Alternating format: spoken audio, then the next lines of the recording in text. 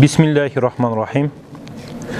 Elhamdülillahi Rabbil alemin. Ve salatu ve selamu ala seyyidina Muhammedin ve ala alihi ve sahbihi ecma'in.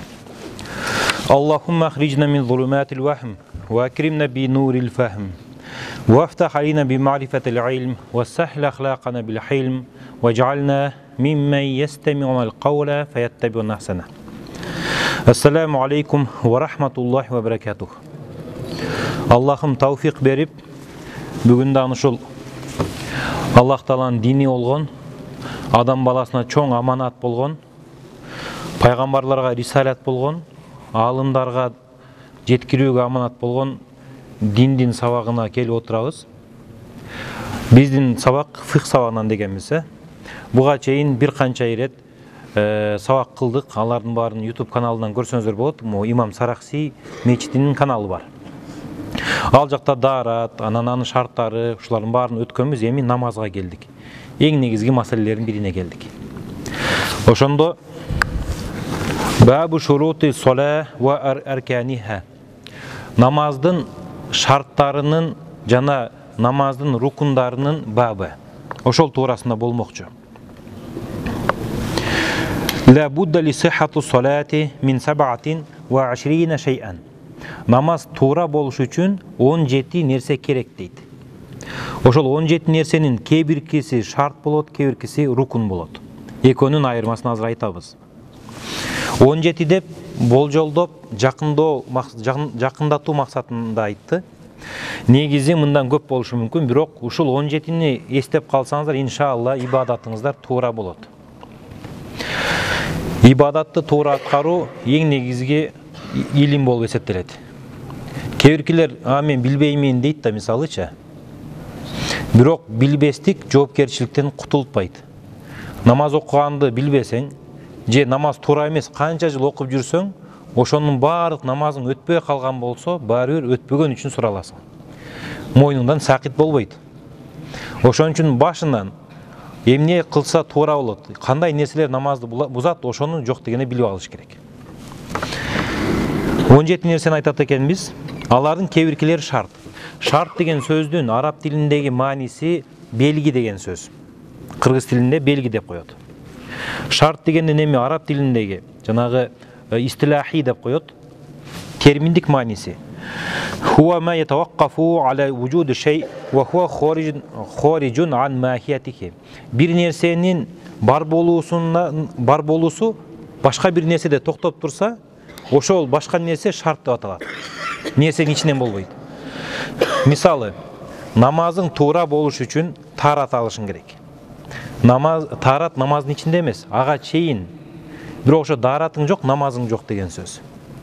Бир нерсенин бар болушу башка бир нерседе токтоп турса, ошонун бар болуусуна токтоп турса, ошол нерсе шарт деп аталат. Мисалы, намаз парз болуш үчүн мусулман болуш керек. Ошол мусулман болгондон кийин анын намаз парз болот. Ошол сыяктуу нерселер. Эми биз рукун деген сөздү жакшы жаттап алышыбыз керек, иншалла. Өткөнкү сабакта дагы бир аз кайталаганмын, бирок бүгүн кайталасак дагы жакшыраак болот. Рукун деп мындай деп жаттайбыз. Бир нерсени ошол нерсе кылган рукун. Мисалы, үйдү үй кылган рукун деп коебуз. Үйдү үй кылган эмне? Бул дубал. Демек, үйдү үй кылган нерсе дубал болсо, үйдүн рукуну дубал. Намазды намаз кылган, тик туруу, кыраат, Куран окуу, руку кылуу, сажда кылуу. Ушул нерселер аркандар болот. Ушул нерселер болбосо намаз эмес деген сөз. Андан башка важип нерселер бар. Аларды эгер калтырып койсоңуз, көбөйтүп жиберсеңиз, анда тууралап кете бересиз намазыңызды 2 рекет сажда сахв кылып туруп. Бирок ушул рукун болмоюнча намаз эмес экен. Дуал болбоюнча үй болбогондой эле рукунсуз намаз эмес. Рукун деп жаттап калдык демек, рукун деген эмне экен? Бир нерсени, ошол нерсе кылган нерсе рукун.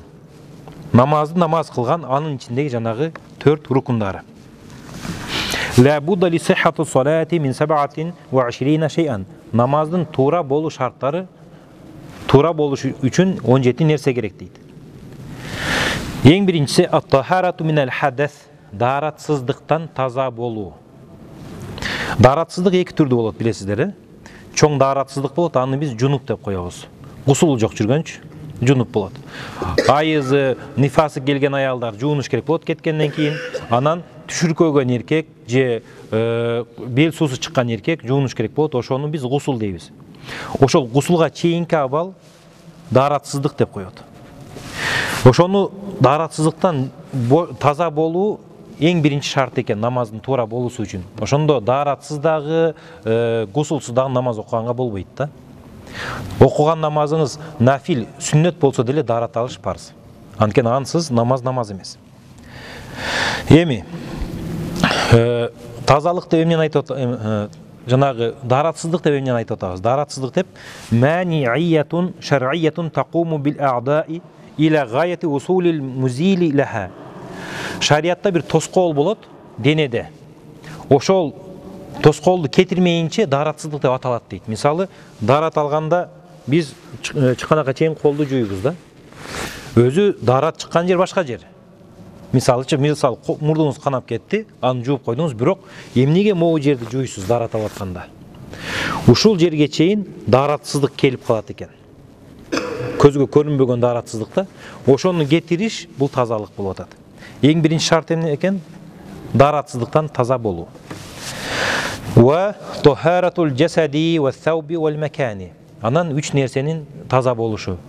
Дааратсыздыктан кийин биринчи дененин таза болушу, экинчи кийимдин, үчүнчү окуган орундун, намаз окуган жерден.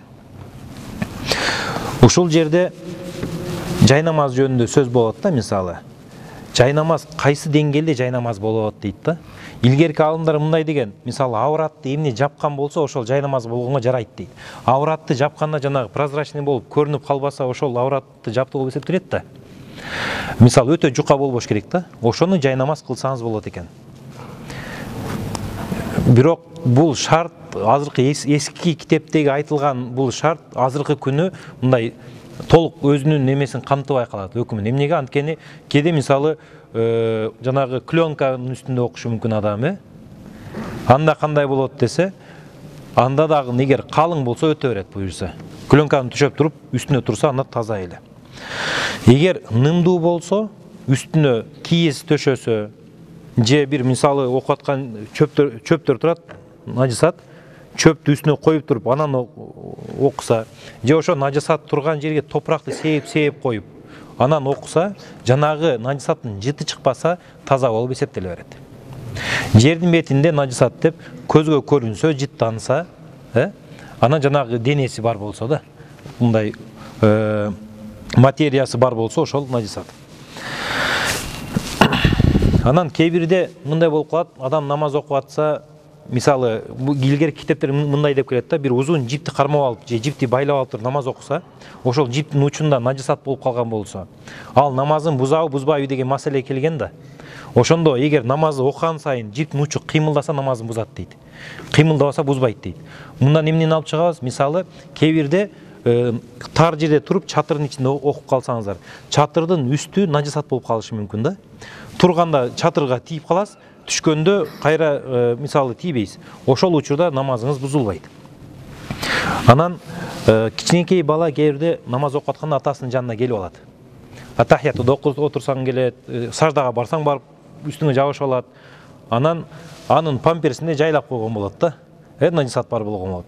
Эми турганда ал мойнунан кучакталып турса, же астыңа отуруп алса, мындай алып салыш керекпи? Же отурса намазың бузбайбы деген маселе бар да. Ушул жерде бир маселени карайбыз. Бала эгер өзү отура алган болсо, өзүн өзү кармай ала турган болсо, анан ошол кезде апасынын же атасынын бутуна отурган болсо, анда намаз бузулбайт. Асылып алса деле бузулбайт. Намазычы, мисалы, туруп кетип атканда ал мойнуңуздан асылып алды, туруп турасыз, акырын түшөйүн деп атат, бирок кичине күтүп каласыз да, мисалы. Ошондо намазыңыз бузулбайт. Бирок адам өзү кармап көтөрүп окуса, анда намаз бузулуп калат. Ушуну эстеп каласыздар. Жаш баланы көтөрүп окуса, эмеси таза эмес болсо бузулат экен, көтөрбөсө, өзү асылып алса, намаз бузулбайт. Анан мен баягы бир аз күтүп туруп каласыз дедик го. Любой намаздын өзүнүн рукундун өзүнүн өлчөмү бар. Рукун деп мисалы кыям, тике туруу, руку, анан сажда. Ушул нерселер, ташаххуд, ушул нерселер жок дегенде эми микдар рукн деп коет да, бир көлөмдө өлчөмдө болуш керек. Кандай десе, мисалы саждада субхан роббил а'ла, субхан роббил а'ла, субхан роббил а'ла деп айттым го азыр. 30 секундда, 15 секундда кетти. Ушунчалык мөөнөттөн азыраак болсо кечиримдүү болот любой нерсе. Түшүнүктүүбү? Мисалы намаз окуп атат аял киши. Баласы барып жолун тартып жиберди, чачы ачылып калды да.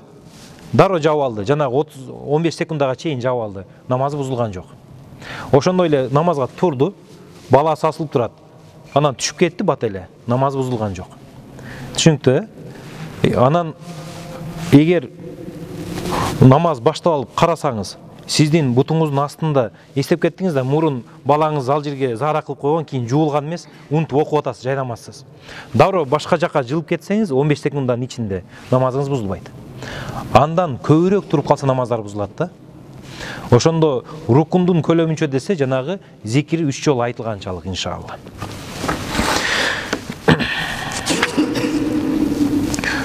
Мин наджасин гойри ма'фувин анху. Ушул 4 нерсе. Даратсыздык жок болуш керек, таза болуш керек даратсыздыктан. Анан кийимдин, орундун, дагы эмне дедик? Үчүнчүсү. Дененин таза болуусу дедик. Ушул эмнеден таза болот? Нажисаттан да. Нажисат деп биз жанагы ыплас нерселерди айтабыз да, эми заара, кыкты. Ушул нажисат экиге бөлүнгөн мурунку сабактарда. Биринчиси жеңил нажисат, экинчиси оор нажисат. Жеңил нажисат деп эти желген жаныбарлардын заарасы мисалы. Жеңил нажисат. Ал кийимдин 4төн 1-ин, мисалы жең болсо, жеңдин 4төн 1-инен азыраак баягы заара болуп калса, койдуку, жылкыныкы мисалы окуй берсе болот да намаз. Албетте ал болбосо жакшы, бирок өтө берет деген сөз да, кечиримдүү деген сөз. Оор нажисат деп адамдыкы мисалы, эти желбеген жаныбар, же жаш баланын эркекпи, кичинекей балабы же кызбы айырмасы жок, заарасы оор нажисат болот.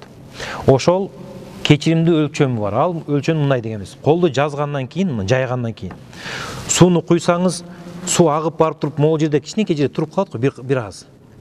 Ошодон көп болсо намаз бузулат. Ошодон аз болсо бузулбайт да. Ошондо 1-2 тамчы кечиримдүү болот. Бирок аны жууш өзү важип болот да. Намаз өтө берет, кечирими менен деп коет. Ошондой нажисаттан таза болуу дейт. Хатта мауди'ал кадамейни вал ядейни ва рукбатейни. Буттун асты таза болуш талашсыз. Анан чекени койгондо пешенени, пешене жак, чекенин койгон жери таза болуш талашсыз да. Алымдарыбыз баары ушул 2 жер таза болуш керек дейт. Талаш мурун тийген жер, 2 кол тийген жер алакан, анан тизе тийген жер талаш да. Кээ бир алымдарыбыз айткан, 2 кол менен тизе бул коюш важип. Ошондуктан бул жерде эгер нажисат болуп калса кечиримдүү дешкен. Биздин чоң эле китептерде мисалы Бадау Санаиде ошондой деп келет. Бирок бул жердеги айтып атканы туурасы ушулар дагы таза болуш керек экен. 2 тизенин, 2 колдун орду дагы таза болуш керек экен. Бул жанагы бир аз илимий маселе болуп кетет дагы. Негизги максат бул жерде кол коюу же сажда кылуу дейт да, чекени коюу дейт да. Кайсынысы негизги максат? Саждада чекени коюу да, туурабы? Ошон үчүн мисалы эгер чекесинде жара болсо кол мурдунду тийгизсе өтө өтпөйбү деген маселе бар. Айтор кээ бирде кол менен мындай койбостон эле колун жөн эле башын тийгизип коюш деле мүмкүн. Ошондой нерселер бар да. Ошон үчүн жанагы талашсыз болгон нерсе бут, анан кийин чеке, анан 2 кол, 2 бут бул талаш экен, бирок болсо жакшы экен деп эстеп калсаңыздар жакшыраак иншалла. Анан өткөнкү сабакта дагы маселе болгон. Баардык жер нажасат. Сиз мисалы бир эмеге бир картондун үстүнө туруп окуп атасыз деп коелу. Ошол жай намазыңызды чекеңизге коесузбу, сажда кылган жерге, же бутуңузга коюп үстүнө турасызбы деген маселе болгон эсиңиздерде болсо. Ушундай жетпей калган учурда бутка коюш керек. Анткени буттуку күчтүүрөөк, анан көбүрөөк болот да. Аны Куран окулат ал жерде. Эгер тандаш керек болсо, сажданыкы азыраак болгон үчүн ал кийинки очередде. Анан жай намаздагы суроо болгон, мисалы кээ бир кишилер чоң дагы жай намаздар кыска да, калта болот, мындай кыска болот. Чекесин коюнса буту чыгып калат бул жакачы.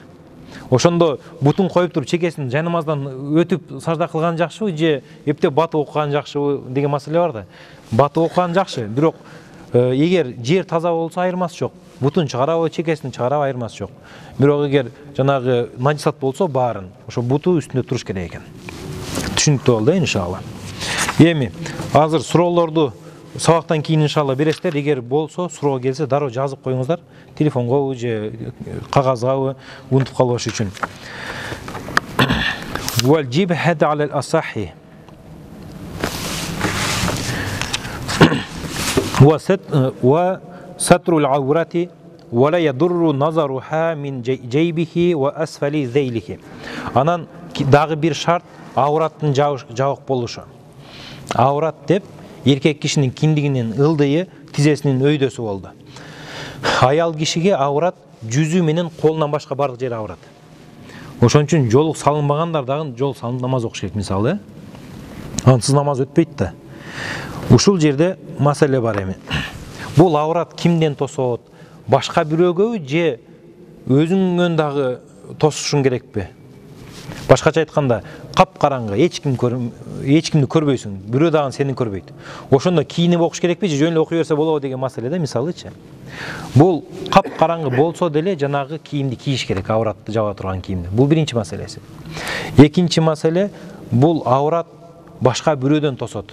Тосунуш керек, өзүнөн эмес. Ошондо башка бирөө дегенде дагы аркасы, асты анан эки капталы. Анан үстү албетте. Астында эгер бирөө кокустан көрүп калса, ал эметпейт, эсептелбейт да. Анан кээде мындай кийимдер болот, арабтардын мурун көйнөгү болчу да, көйнөктү узун эле кийгенден кийин жакасы бар го. Жакасы чоңураак болот дагы, рукуга кеткенде жакасы мындай чыгып калганда ич кийим кийчү эмес, анан аураты көрүнүп калчу да илгеричи. Өзүнүн ауратын өзү көрүп алды намазда. Намазы бузулду, бузулбады десе бузулбайт. Намазда аурат тосуу башка бирөөлөрдөн болду ошондо. Түшүндүңүздөр, өзүнөн эмес. Бирок караңгы болсо дагы, эч ким жок болсо дагы тосуш керек. Бунун хикматы мындай: адам эч качан жалгыз намаз окубайт да. Мунфарид болуп, жалгыз болуп окуса деле аркада периштелер болот. Жок дегенде эки ийиндеги жанагы эме жазган периштелер болот, амалын жазган. Ошон үчүн ауратты караңгыда болсо дагы жабыш керек.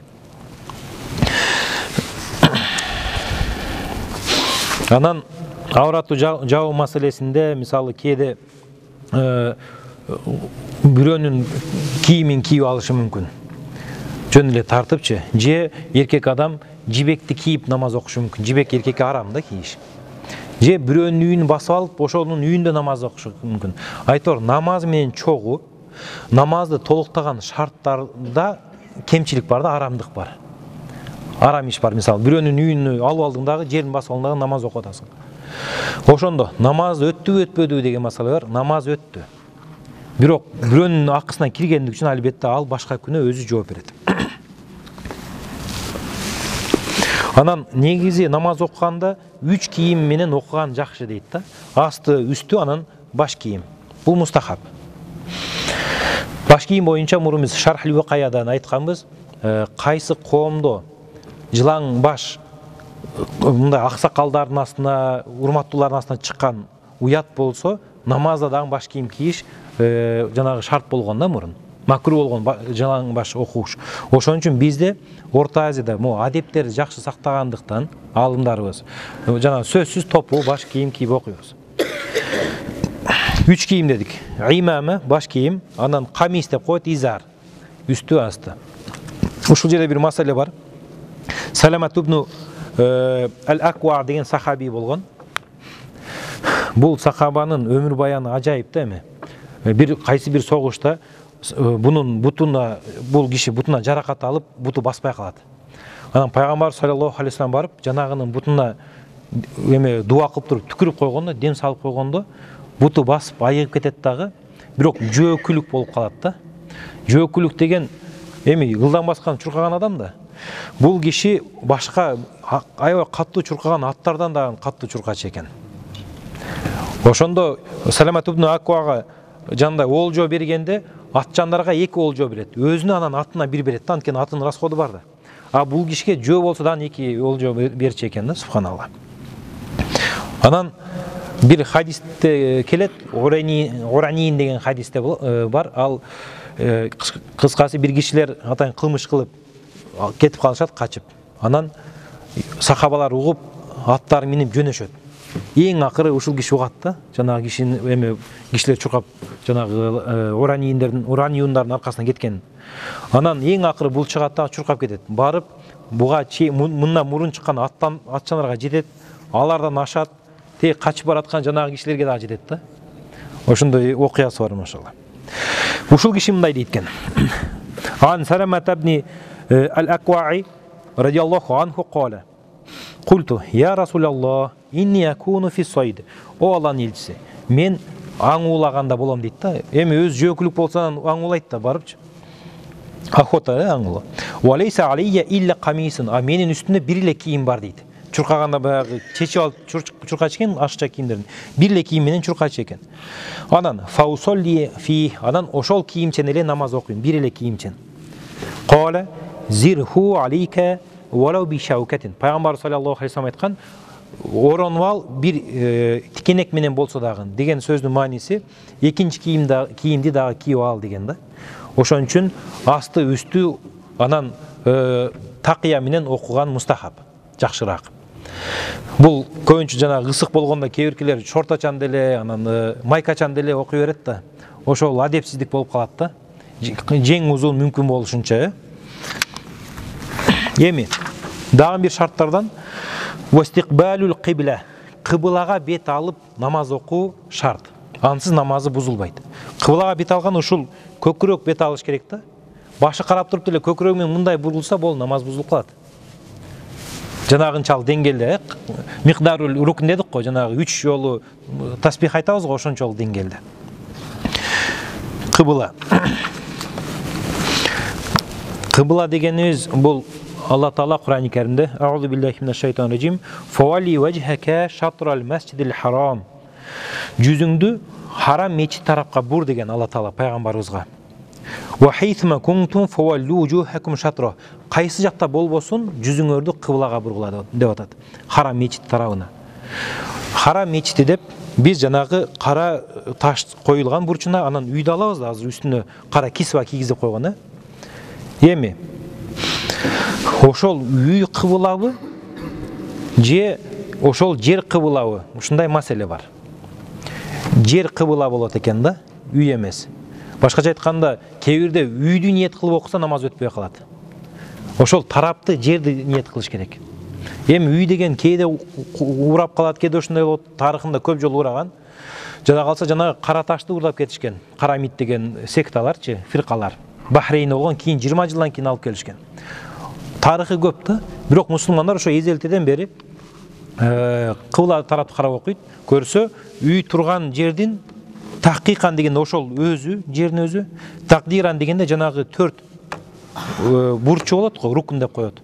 Ошолну элестетебиз да, ошол бурчтан баштап те асманга чейинки чыккан жер, ошол жер кыбла болуп эсептелет экен. Ошондо эгер Кудай насип кылып бир жанагы саатта жашап калсаңыздар, ажыга же умрага барганда, мындай жерди карап окуйсуз да. Ошол тарапты карап окуйсуз, албетте саждан карайсыз. Ошондо кабыл боло берет иншалла. Биринчи пайгамбар саллаллаху алейхи ва саллям Каабаны карап намаз окуган. Кийин анан Мадинага көчкөндөн кийин 16 ай Аллах Тааланын амири менен Байтул Мақдисти карап намаз окуган да. Азыркы Палестинадагы мечитте. Андан кийин кайра Алла Таала Каабаны карап намаз оку деп буйруган. Ошон үчүн бул Кааба Аллах Тааланын үйү деп кошкондугунун себеби аны шарафатын көтөрүү үчүн. Урматтын, аброюн даңазалаш үчүн. Алланын үйү депчи. Мына биз дагы бул жерде Алланын үйүндө отурабыз. Алхамдулилlah. Көп адамдарга деле насип өтө бербейт. Ошол Алланын үйү деген сөздүн мааниси Аллах Таала ал жерде жашайт деген сөз эмес да. Ошондой эле дуа кылганда асманга алакан жайып дуа кылабыз. Ошонун мааниси Аллах Таала асманда деген маани эмес. Дуанын тарабы асман дейт алымдарыбыз, намаздын тарабы, бирдиктин тарабы кыбла тарап иншалла. Фалил маккиил мушахид фардуху исабату айниха. Эми Меккеде болгон адамдар үчүн, Каабаны көрүп турган адамдар үчүн ошо Каабанын өзүнө туш кылып намаз окуш парыз экен. Тосулуп калып бир нерсе башка жагын карап окуп калса, анда өтпөй калат. Жана Каабанын өзүн карап дегенде туштап намаз окуп атканда биз жерди карап окуйбуз, билесиздер, сажда кылган жерди. Вали гайрил мушахиди жихатуха. Анан Меккеде жашайт, бирок Кааба көрүнбөй калды. Ал каякты карап окуйт десе, ошол тарапты карап окуйт. Бул сөздүн мааниси жанагы кокустан башка жакты карап калса намаз өтпөй калат да, жана 3-4 бурчтун хотя бы бирөөсүнө кичине болсо да илешиш керек да, караган тарабычы. Кыбланын далили болот. Далилсиз намаз окубайт.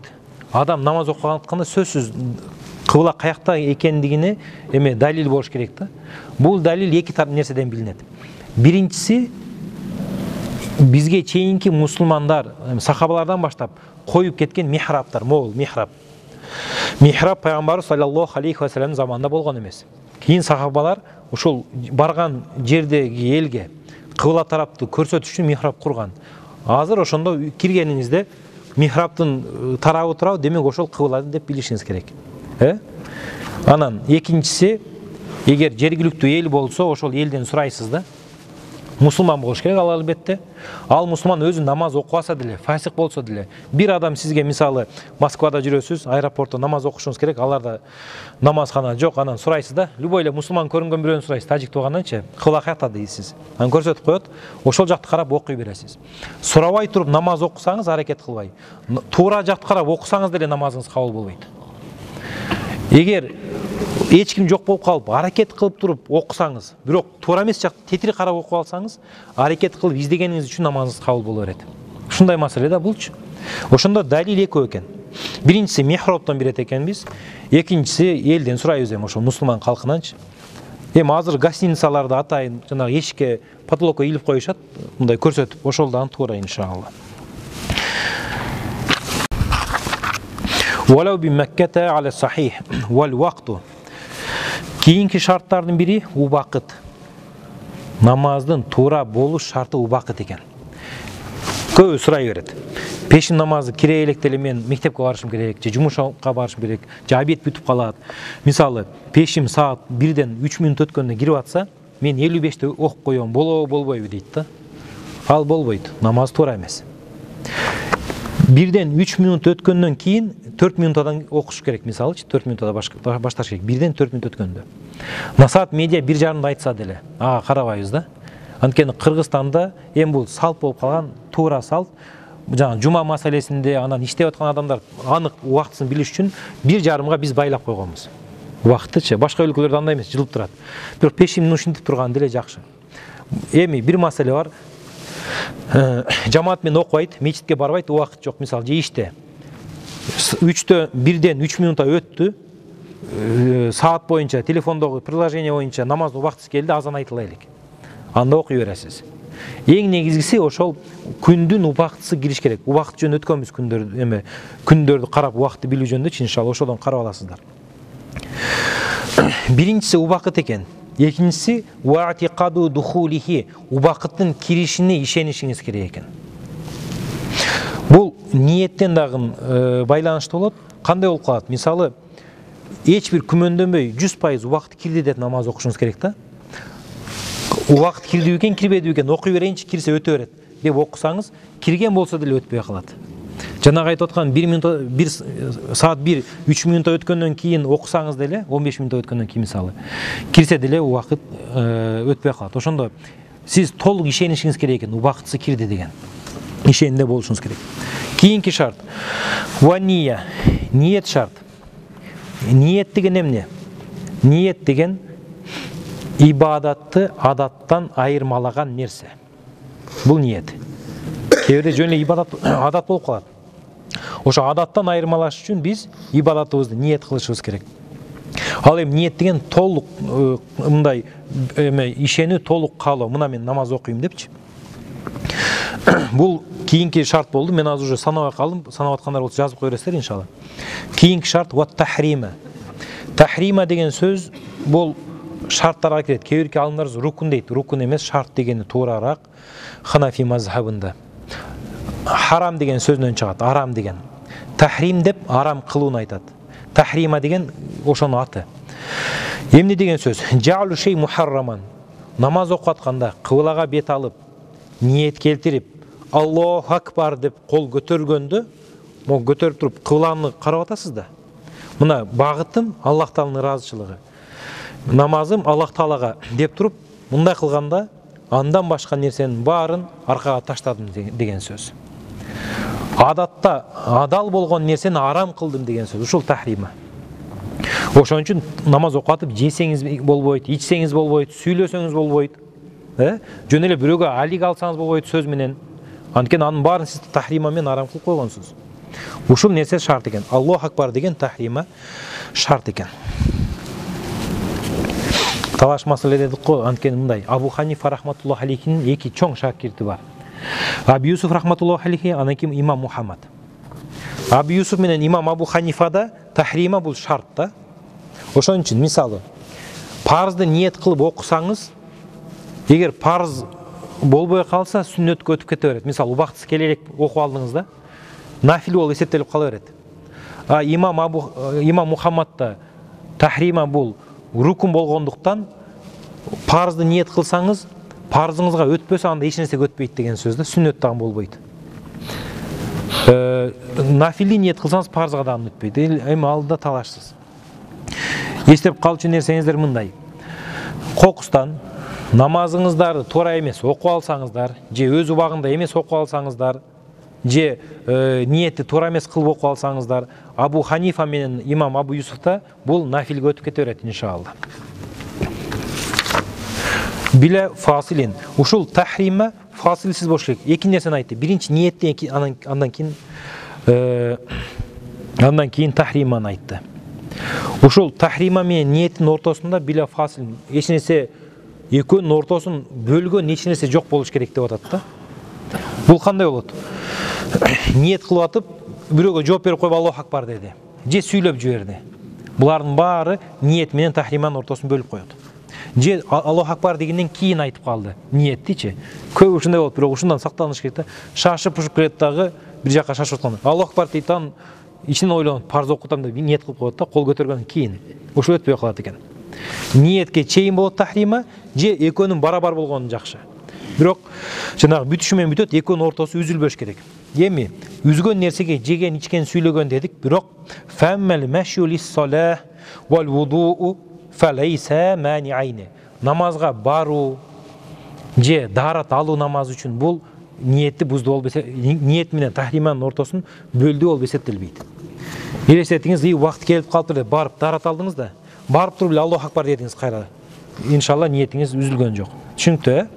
Же үйдөн чыгып туруп, мечитке барып туруп, дароо намазга кирип кеттиңиз. Ниетиңиз үзүлгөн жок. Жанагы нерселер болбосо, бөлбөсө булар. Жеген, ичкен, сүйлөгөн нерсе болбосо. Кийинки шарт: вал итяну бит тахримати qa'iman qabla inhina'ihi lirruku'. Тахриманы рукуга ийилип кеткенге чейин тик турган абалда айтуу дейт.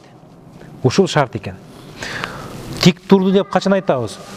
Адам ийилип туруп колун сунса, тизесине жетпесе ошол тик турду болуп эсептелет. Колду сунат, тизесине жетпесе. Тизесине жетпей руку болуп калат дагы, ошол абалда кылган ниети өтпөйт. Тахримасы өтпөйт.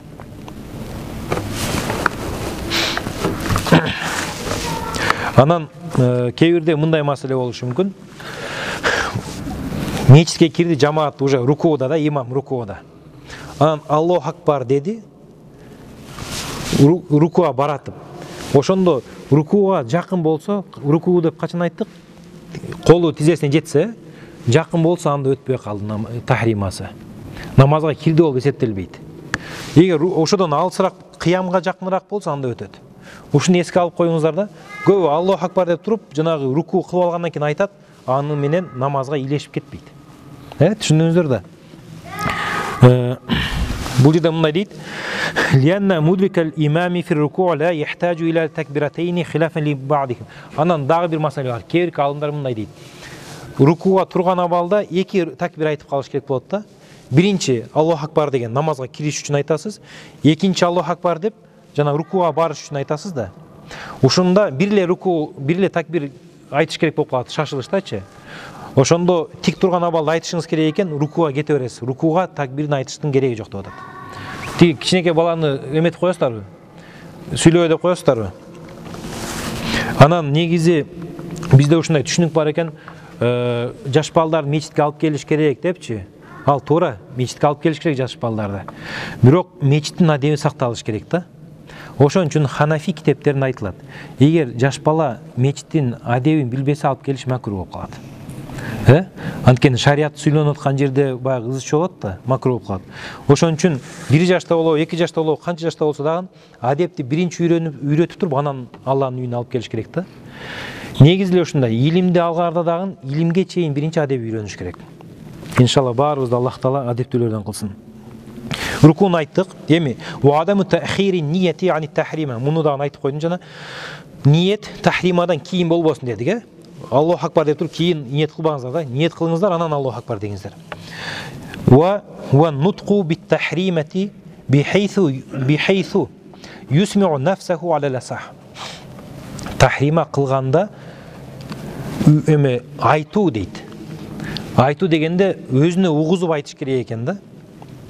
Аллаху акбар деген сөздүчү жөн эле туруп алып, ниет кылып, оозуңузду жаап туруп эле деп койсоңуз болбойт экен. Өтпөйт экен. Эмнеге? Анткени биз азыр кыраат жөнүндө сөз кылып атабыз, айтуу жөнүндө сөз кылып атабыз. Бул айтуу деген адамдын өпкөсүндөгү болгон аба чыгып, бул таңдайдан ооз көңдөйүнөн баягы тамгалардын чыкчуу жеринен чыгып туруп, үн болуш керек да. Ошону айтуу дейбиз. Тахримада ошону айтабыз. Эми бул жерде тахрима дегенде адам кээде тамгаларды өз ордунан чыгарышы мүмкүн. Бирок өзү кулагы менен укпай калышы мүмкүн да. Ошол дагы болбойт. Мисалы Аллаху акбар дегенде Аллаху акбар жоктен өзү угуш керек өзүнүн кулагына. Ушул нерсе качан болот? Сөзсүз жандагы көбүнчө жандагы адам угат да. Бирок бул жахыр болуп эсептелбейт. Эми мындай дейли, адам сүйлөгөндө же Куран окуганда экиге бөлүнөт. Сырран ва жахран деп коет. Купуя, анан жария деп коет. Эсиңиздерде. Купуя деген адам өзү негиз намаз окуса купуя окуйт, жамаат менен окуса, имам болсо жария окуйт. Жария деп башка бирөөгө угуза окуганды айтабыз. Купуя деп өзүнө угузганды айтабыз. Ошондо өзү укпаса купуя дагы болуп эсептелбейт. Жандагы турган адам угушу мүмкүн, негиз угат адаттачы. Бирок ал жария болуп эсептелбейт. Кийинкилер укпайт да. Шыбырагандай болуп калат. Ошон үчүн көбү Аллаху акбар дейт дагы, монтип эле тура берет. Куранда окуу деген сөз бар да. Бул окуу эмес, ойлонуу. Же ичинен кайталоо. А окуш үчүн именно өзүнө угузуш керек болуп атат, өзү угуш керек болуп атат. Үнү чыгыш керек болуп атат. Анан ушу сама шарты, угуу шарты көп нерселерге байланган. Мисалы, бул жанагы кырааттарды айттым, анан ташаххудда да ошону кылышыбыз керек экен. Унчукпай эле отура бербей, өзүбүзгө угуза акырын шыбырап айтышыбыз керек экен. Истисна деп коет. Мен бул эми азыр бизге кереги жок, бирок арасында мусулманчылыкты кабыл алыш үчүн, же назыр айтыш үчүн, ант ичиш үчүн, кулду бошотуш үчүн, анан талак айтыш үчүн.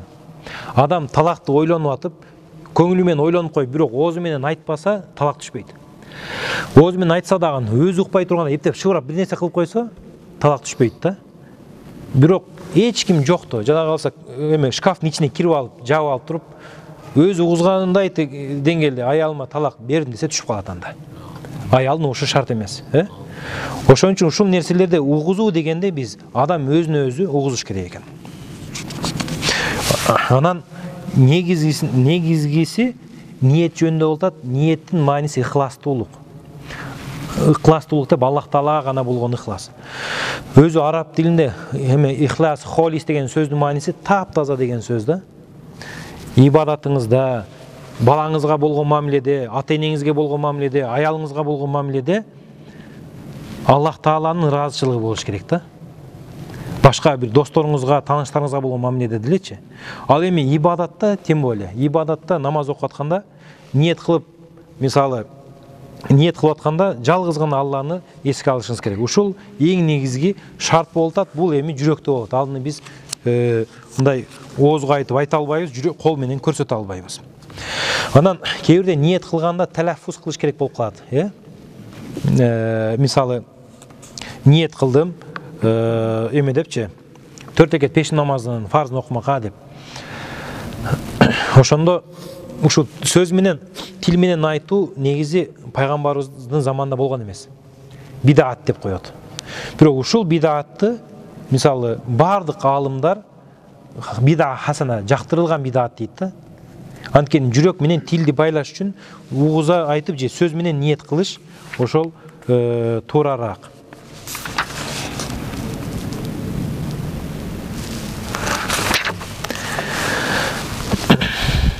Wa niyetul mutaba'ati hazır.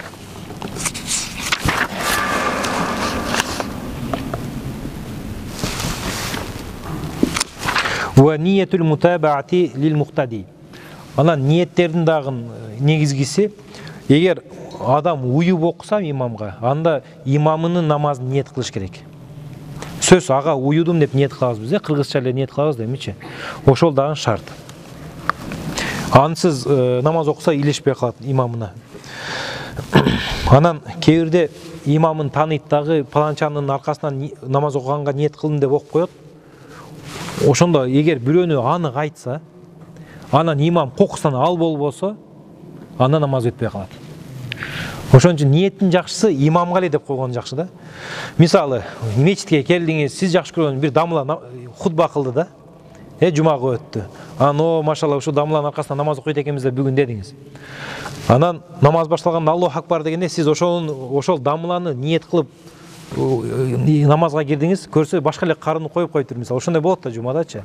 Анда өтпөй калат экен. Жакшысы эмне экен? Адамды тайын кылып, адамды дайындап белгилебейбиз. Жөн эле имамды ниет кылдык дешибиз керек экен. Анан намаздын рекеттерин айтуу, 4 рекет, 2 рекет деп мисалы, же рекеттерин айтуу шарт эмес. Айтып койсо болот, бирок айтпаса деле өтө берет. Анан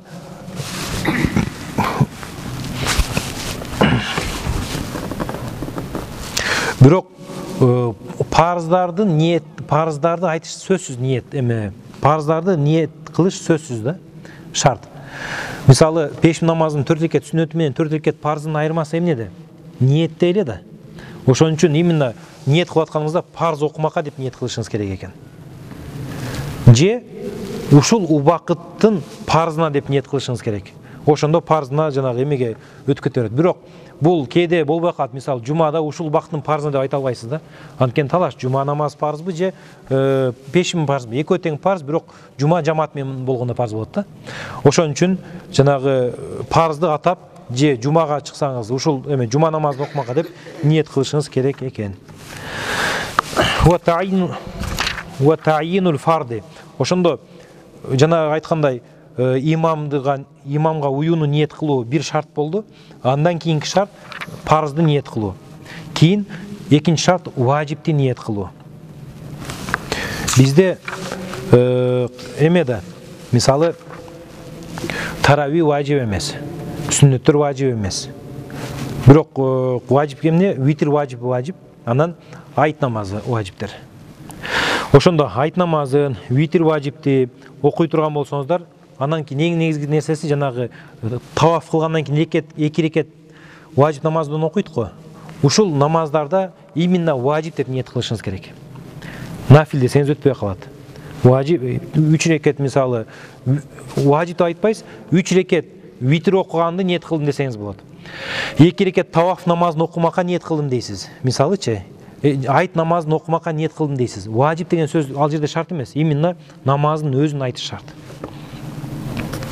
Ошондой эле саждат сахда да шарт да. Мисалы, саждат сах дегенде сиз мен жанагы 4 рукун айттым го, рукунду. 4 рукундан башка толтура бизде важиптер бар. Иншалла анын баарын айтабыз. Намазда бир важип калып кетсе, намазды туураласаңыз болот. Салам бергенден кийин оңдош үчүн саждат сахты ниет кылышыңыз керек экен. Ушул жерде да ниет важип. Анан эмени тилаватта да ниет кылышыңыз важип. Мисалы, бирөөнү Куран окуган угуп калдыңыз, саждат тилаваны. Ушул саждат тилавага сажда кылдым деп, саждада ниет кылышыңыз важип болуп калат. Вала юштарату таъйину фин нафил. Нафил намазында ошондой атайын дайындаш шарт эмес экен. 4 рекет намаз окуп койдуңузбу, мисалы пешимге чейин, ошол пешимдин сүннөтү болуп өтө берет. Ушул маселеде мечит акысы бар да, мечит акысын эмеде, нафилде. Ошондо мечитке киргенден кийин шашылыш болсоңуз, 4 рекет пешим намазды окусаңыз, анда мечиттин акысын берген болуп эсептеле берет иншалла. Парз окусаңыз деле мечиттин акысын берди болуп эсептелесиз. Ушул жерден токтоп туралы иншалла эмки сабакта намаздын рукундарын өтөбүз, эң негизги баягы 4 нерсесин. Валлаху алам бис савап. Суроолоруңуздар болсо берсеңиздер болот. Ооба. Сажда кылган жерди жашпалап отурса, каалаган жагына кыла бересиз. Анан эгер такыр эле мишайт этип атсак, тоскоол болуп атса, мындай түртүп койсоңуз, намазыңыз бузулбайт. Кыймыл аракетиңиз бир эле жол болуш керек да, бирокчу. Бир түрткөндө жылдыра алсаңыз, анда кичине түртүп окуй бересиз. Намазда чоңдордон балындайда, оякта жиш окуп атабыз да бул жерде, тиши. Ооба. Анан тиги таксилар келет да, тебелеп кетип эле оң жакта туруп алданбайт. Тияк капта бош, бияк капта бош. Эмне бул жерге келип окуш керек деп жерде билме бар.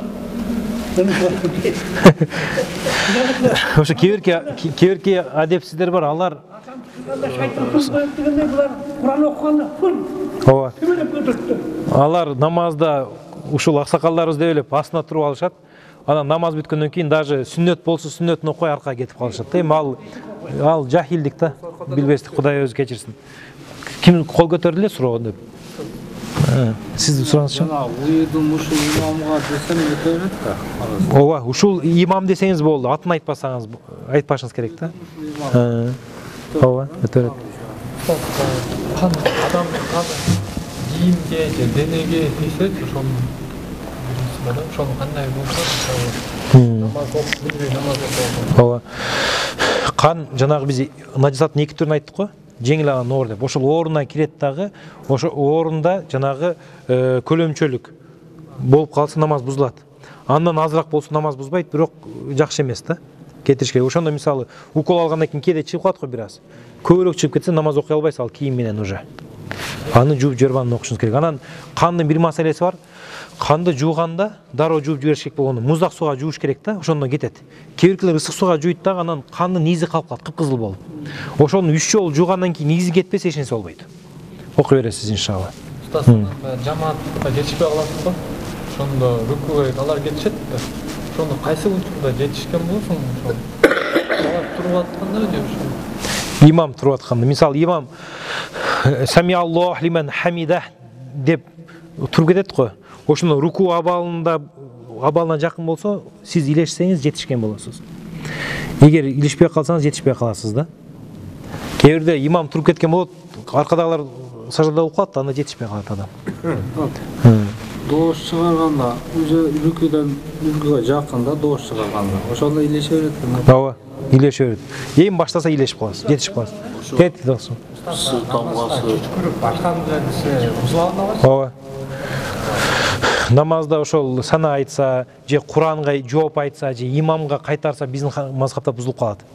Кээ-бир имамдар бар, мисалы Хамбали мазхабында, Шафи мазхабында имам алар эми түшүнүп турат да, имам бир аятты айтканда Кудай сактасын деп коет арабчачы. Бузулбайт дегендер бар, бирок туурасы ошол бузулат да. Ал эме казак таласында кетип калса, не көрөсүң аттоо. Анан намазды кыласың аяк тиягына. Эмне кылабыз? Окубай калабыз. Намазды эгер жанагы токтотпогондор болсо, анда кайсы тарапты карасаңыз, ошол тарапты карап окуп кое бересиз, бирок кийин каза кыласыз да кайра. Бирок убакыттын урматы үчүн окуп коесуз. Бирок өтө болуп эсептелбейт алчы. Самолетто деле ошондой. Самолетто сөзсүз окутат, анан автобуста жанагы токтотуш мүмкүнчүлүгү бар да. Ошон үчүн алымдарыбыз окубагыла дейт да парызды. Ким?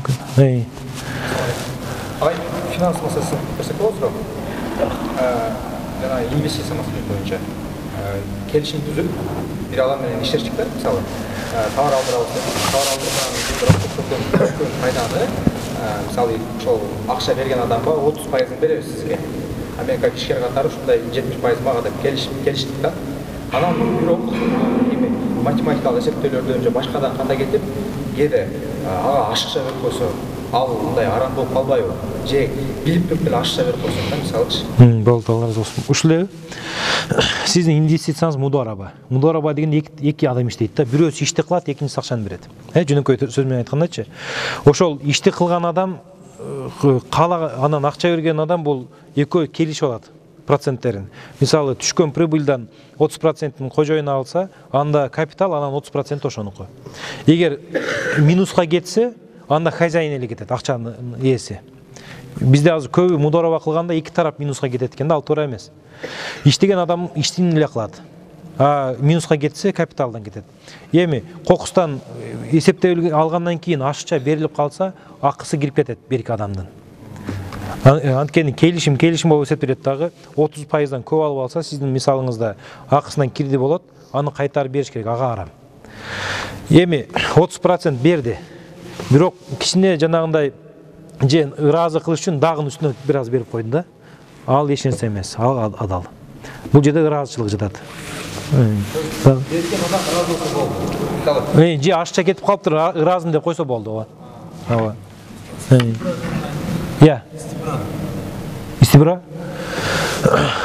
Истибраны мен азыр бир айтайын, анан YouTube'дан карап коюңуз, ал жакта кенен айткам, бир саат айткам ал жердечи. Истибра деп бул эркек адам сөзсүз кыла турган нерсе да. Анткени зара кылгандан кийин сөзсүз бир-эки тамчы калып калат эркектин мүчөдөчү. Ошону ар бир эркек өзүнүн адаты бар, ошону чыгарыш керек болот. Ошону истибра деп атабыз. Ошону чыгарбай туруп барып дарат алып алса, кийин чыгып калса бир тамчы дарат бузулуп калат да. Окуган намаз өтпөйт. Ошо истибраны кандай кылабыз? Мурунку алымдарыбыз, мисалы Бухара, Самаркандтын алымдары 40 кадам басыш керек деген да. Бирок азыр болсо, мисалы күтө турат, же жанагындай салфетка салып коюп туруп, анан бир топтон кийин дарат алып, ушул менен истибра болуп эсептеле берет иншалла. Тилават саздай сапты отурган мабалдар же туруп кулап калып алып. Саждату тилавада кол көтөрүп тахрима, анан салам шарт эмес. Туруп турсаңыз сажда кыла бересиз, отуруп турсаңыз деле сажда кыла бересиз. Бизде өтө берет. Башка мазхабтарда ошондой да. Бизде өтө берет.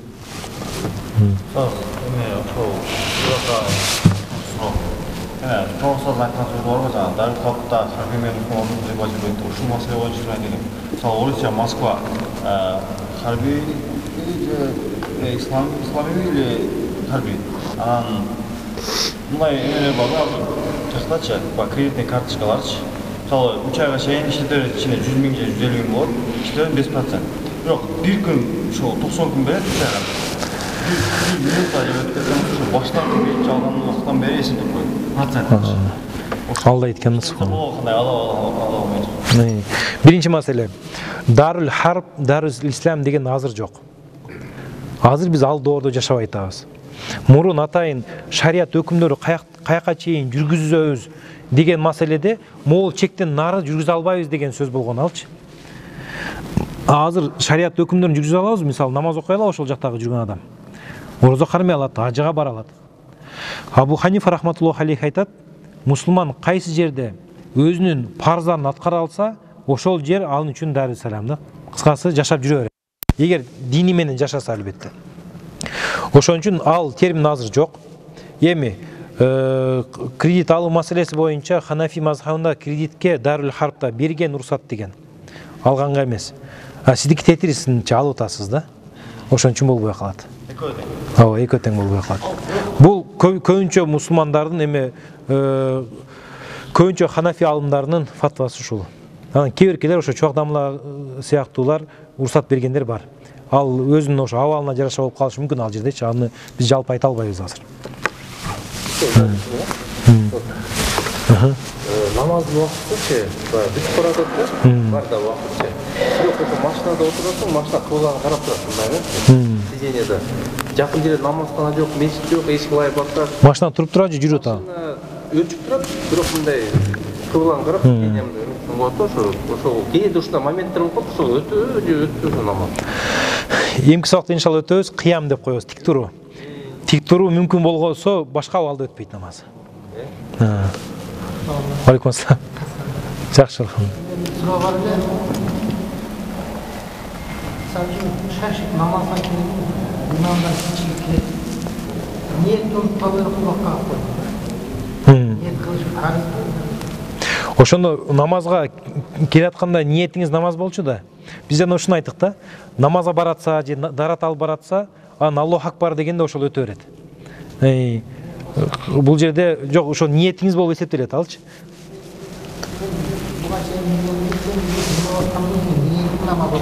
Ооба. Ошо эки маселеде да. Ортосунда жана нерселер бузбаса, жеген, ичкендер бузбаса иншалла. Болду окшойт да? Суроолор жокпу? Ихтилаф имамдардын окуган адамды жана жекече намаз окуганын алдынан өтүүсү боюнча айтып берип атасыз. Бузбайбы. Ихтида эмнеге айттыңыз азыр түшүнбөй калдым. Бирөө уюп аткан адам, негизи эле намаздан астынан өтсө жанагы 40 деп коет да, 40 болсо дагы күтмөк дейт. Ошондо 40 жылбы, күнбү ачык айтылган эмес, бирок 40 жыл күткөн кийин не кылганын билгенде 40 жыл күтмөк деген хадистин маанисичи.